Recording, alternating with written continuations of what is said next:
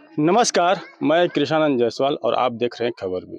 खबर व्यू की टीम आज पहुंच चुकी है गाजीपुर। गाजीपुर वीरों की धरती, शहीदों की धरती कही जाती है और हमारे साथ मौजूद है इस समय प्रदेश सरकार ने जिनको सर्वोच्च युवा सम्मान का यानी कहा जाए तो विवेकानंद यूथ अवार्ड से सम्मानित किया है, वो हमारे साथ आज मौजूद हैं, जिनको गाजीपुर में किसी पर्चे का, किसी संबोधन का या किसी भी दृष्टि से देखा जाए तो पर्चे कराने की ज़रूरत नहीं है, लेकिन हम आपको पर्चे करा देते हैं। हमारे साथ मौजूद हैं युवा समाज सेवी सिद्धार्थ भैया। सिद्धार्थ भैया, आपने एक पुस्तक लिखा था जिसमें आपने जिक्र किया है और नाम रखा है पुस्तक का, बदनाम सिद्धार्थ। उस पे आप क्या कहेंगे? देखिए, अभी हम लोग यात्रा में घूम रहे हैं, चल रहे हैं। हाँ, हर गांव में 150 गांव की यात्रा है, घर घर जाना है।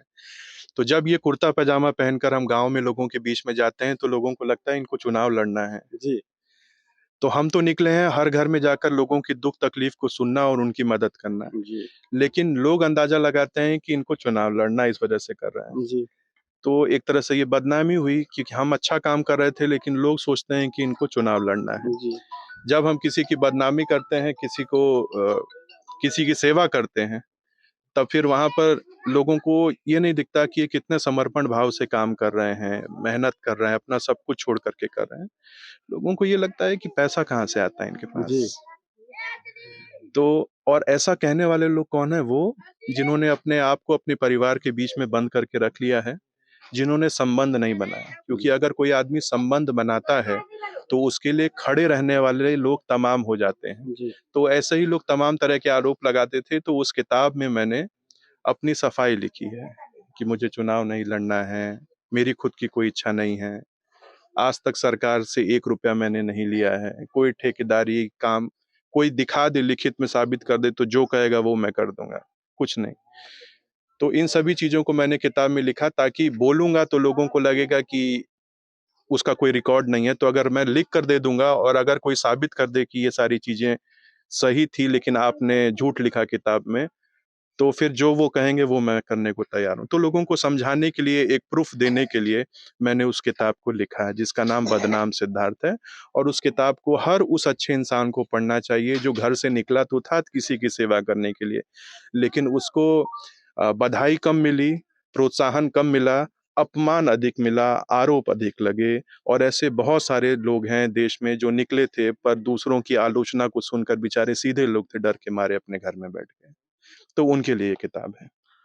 भैया, सिद्धार्थ भैया, आप एक कार्यक्रम कर रहे हैं जिस कार्यक्रम का नाम है एक घर से एक मुट्ठी चावल। मैं सही बोल रहा हूँ? और आपको ये एक मुट्ठी चावल के रूप में भीख मांगते हैं आप। इस भीख को मांगने की जरूरत क्या पड़ी आपको? मैं दुनिया का सबसे बड़ा असल में भिखमंगा ही हूँ, ठीक है। लेकिन मेरे जैसा भिखमंगा लोगों को नहीं दिखेगा जो चकाचक सफेद कपड़ा पहनकर और 10,000 की घड़ी हाथ में लगाकर घूमे। लेकिन भिखमंगा इसलिए हूँ क्योंकि मैं चावल रोज सुबह उठ करके घर घर से चावल मांगने के लिए निकलता हूँ, लोगों से भीख मांगता हूँ, सिर्फ थोड़ा सा चावल। असल में ये भीख मांगने का कारण, चावल मांगने का कारण ये है कि इसी के बहाने मैं लोगों के घर में घुस पाऊं और जब तक मैं वो चावल अंदर से निकाल कर लेकर के आएंगे तब तक मैं उनसे हालचाल ले सकूं कि घर में कौन कौन है, बच्चे कहाँ पढ़ते हैं, कोई बीमार तो नहीं है, किसी की शादी तो नहीं पड़ी है। और जैसे जैसे मुझे पता चलता है वैसे वैसे मेरे सहयोगी नगेंद्र जी वो डायरी में उसको नोट करते चलते हैं और जितना होता है उतना मदद करते हैं। अच्छा, तो मेरी ऐसी कोई खुद की तो कमाई नहीं है कि मैं इतना पैसा ले आऊंगा लोगों के घर में लाद दूंगा। फिर जब यात्रा खत्म होती है मैं अपने घर पर जाता हूँ तो फिर अपने कॉन्टेक्ट्स निकालता हूँ, सोशल मीडिया का उपयोग करता हूँ, लोगों को बताता हूँ कि इनको ये जरूरत है भैया, क्या आप इनकी मदद कर देंगे। फेसबुक पे लिखता हूँ ये ऐसे ऐसे हैं, इनकी वीडियो डालता हूँ कि क्या आप इनकी मदद कर देंगे। तो दिन में गरीबों से भीख मांगता हूँ और शाम में अमीरों से भीख मांगता हूँ और बीच में खुद को माध्यम बनाकर दोनों लोगों को आपस में जोड़कर लोगों की मदद कराने का काम करता हूँ। और यही मेरी यात्रा का उद्देश्य है और 150 गाँव में मैं इस यात्रा में जा रहा हूँ और अभी तक जितने भी गांव हैं, आप किसी गांव में चले जाइए और पूछिएगा कि कोई एक घर भी ऐसा नहीं होगा जहां पर सिद्धार्थ भैया नहीं पहुंचे होंगे उनके घर में चावल मांगने के लिए और उनकी दुख तकलीफ को सुनने के लिए। देखिए, समाज सेवी तो बहुत लोग लिखते हैं, लेकिन वाकई में जो समाज सेवा करता है वो सिद्धार्थ भैया हैं। गाजीपुर से हैं सिद्धार्थ भैया, जिनका नाम है सिद्धार्थ राय, और प्यार से हम सभी कहते हैं सिद्धार्थ भैया।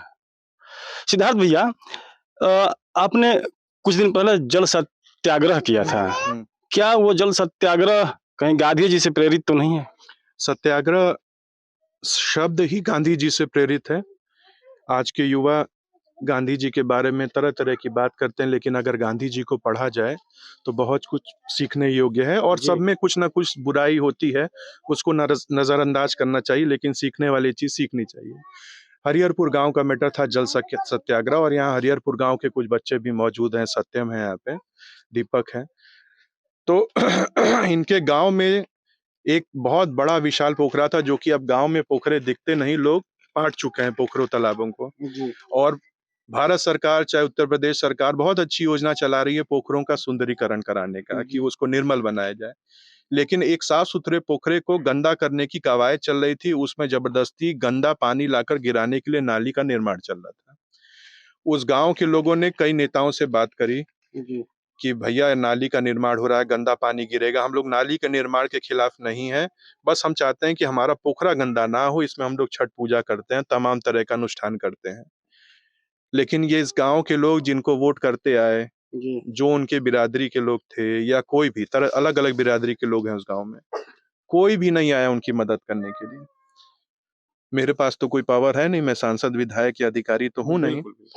तो हम लोगों ने कहा कि चलो कोई बात नहीं, हम लोग यहाँ सत्याग्रह करेंगे। तो हम लोगों ने गांधी जी की तस्वीर रखी और रोज पानी में जाकर के खड़े होकर के सत्याग्रह की शुरुआत कर दी। वहीं हम लोग भजन करते थे, आपस में सब बातचीत होता था और तमाम तरह की चीजें।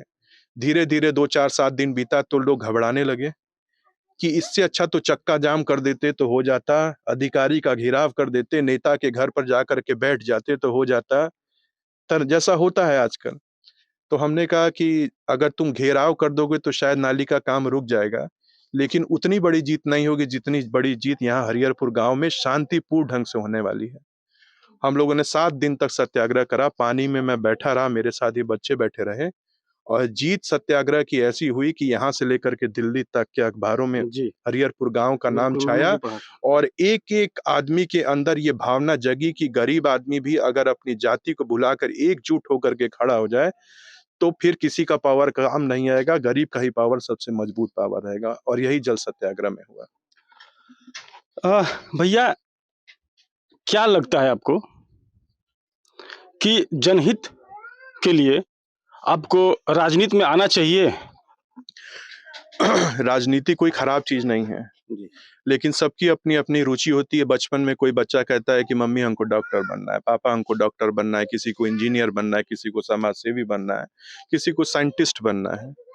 मेरी खुद की कोई इच्छा नहीं है कि हमको नेता बनना है, क्योंकि कोई नेता को कह दीजिए ना, आकर निर्दल भी मेरे सामने खड़े होकर चुनाव लड़ा दे, चाहे वो अभी प्रेजेंट का कोई विधायक हो या फिर पूर्व का कोई विधायक हो, और हम भी निर्दल उसके सामने लड़ लेते हैं, फिर औकात सबको पता चल जाएगी कि कौन कितने पानी में है। तो मुझे ऐसी कोई रुचि नहीं है चुनाव लड़ने की। मेरे साथ पहले से इतने सारे लोग, पूरे सिर्फ गाजीपुर में नहीं, देश भर के, देश का कोई एक जिला नहीं है ऐसा जहां पर मेरे लोग ना हो। मैंने भारत यात्रा भी की है। तो बस इतना कहना चाहूंगा, जो लोग मुझे अपना विरोधी समझते हैं या प्रतिद्वंदी मानते हैं, कि जो काम मैं चुपचाप शांति से कर रहा हूँ लोगों की मदद करने का, वो मुझे करने दिया जाए। मेरे साथ कोई तरह का छेड़छाड़ जैसा आप लोग करते हैं वो मत करिए, नहीं तो फिर एक दिन शायद ऐसी मजबूरी आ जाएगी कि ना चाहते हुए भी मुझे आपके खिलाफ लड़ना पड़ जाएगा इन लोगों के लिए। तो जो हम लोग मुद्दा उठा रहे हैं, आप प्यार से आइए, हमारा सहयोग करिए। मेरी कोई इच्छा नहीं है चुनाव लड़ने की। बहुत बहुत धन्यवाद भैया, सिद्धार्थ भैया। आप हमें इतना कीमती समय निकाल करके आपने समय दिया खबर व्यू के लिए। बहुत बहुत धन्यवाद भैया। बहुत धन्यवाद। कैमरामैन अनिल के साथ मैं कृष्णानंद जायसवाल, खबर व्यू, गाजीपुर भिखेपुर गांव।